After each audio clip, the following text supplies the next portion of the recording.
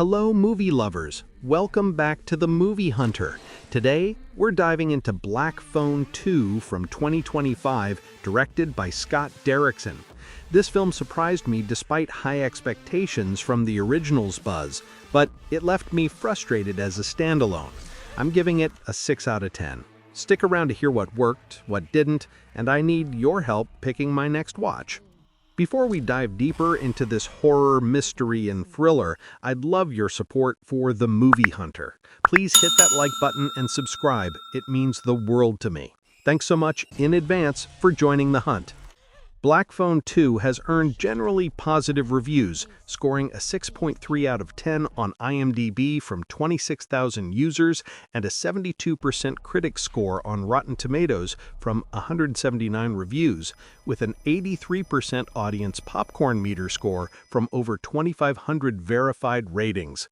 Released October 17, 2025 by Universal Pictures, it grossed $120 million worldwide against a $30 million budget. Critics praise its lingering themes from the first film and some chilling scares, but note it doesn't stand well alone for newcomers.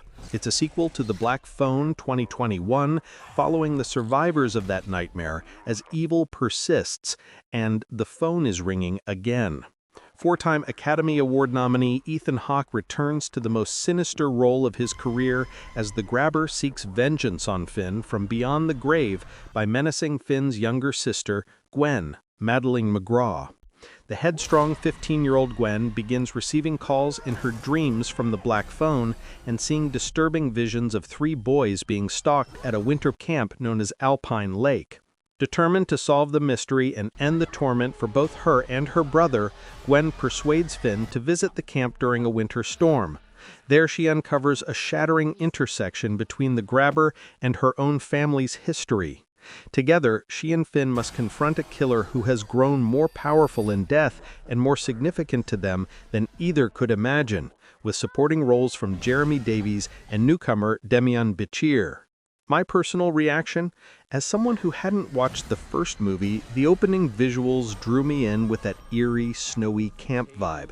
But honestly, the first half left me completely lost. It was boring, dull. I struggled to understand what was going on. The film just dives in without any reminders or quick connections to the original, expecting you to already know about the Grabber, the ringing phone, and all that backstory. It felt like it was only made for die-hard fans of the first one, and without that context, nothing made sense. I was bored out of my mind, barely hanging on. Things picked up in the second half with some action and finally some explanations, like revealing the Grabber's terror and the phone's supernatural pull, which gave me a little interest to push through. I liked some of the visuals there, especially the scene where the Grabber attacks Gwen. She flies in the air, spins wildly. Those moments showed real effort from the team, and you can tell they tried their best to amp up the horror, but in general, this is billed as a horror movie, and except for a few scenes like that, I didn't feel any real scares or tension. It was more frustrating than frightening. I just had to bear with the boredom of the first half and cling to that slight spark in the second to finish it. My only issue? Pretty much the whole setup for newcomers. The lack of context made it inaccessible, and the pacing dragged so much early on that it killed any momentum. Critics noted similar gripes, like how it focuses too much on sequel vibes without recapping for broader appeal.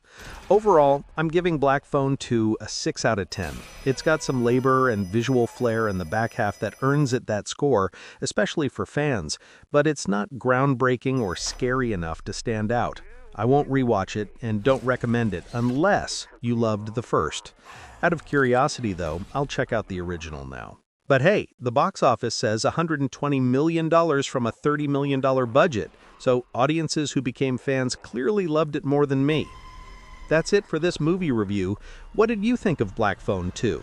Are you the one who loved this sequel, or are you the one who thinks it should never have happened? Drop your thoughts in the comments, and here's a big one.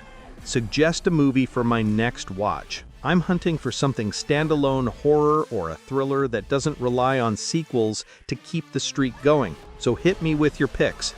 If you enjoyed this video, please give it a thumbs up hit that subscribe button and ring the bell so you don't miss the next hunt. Thanks for joining me. See you in the next one.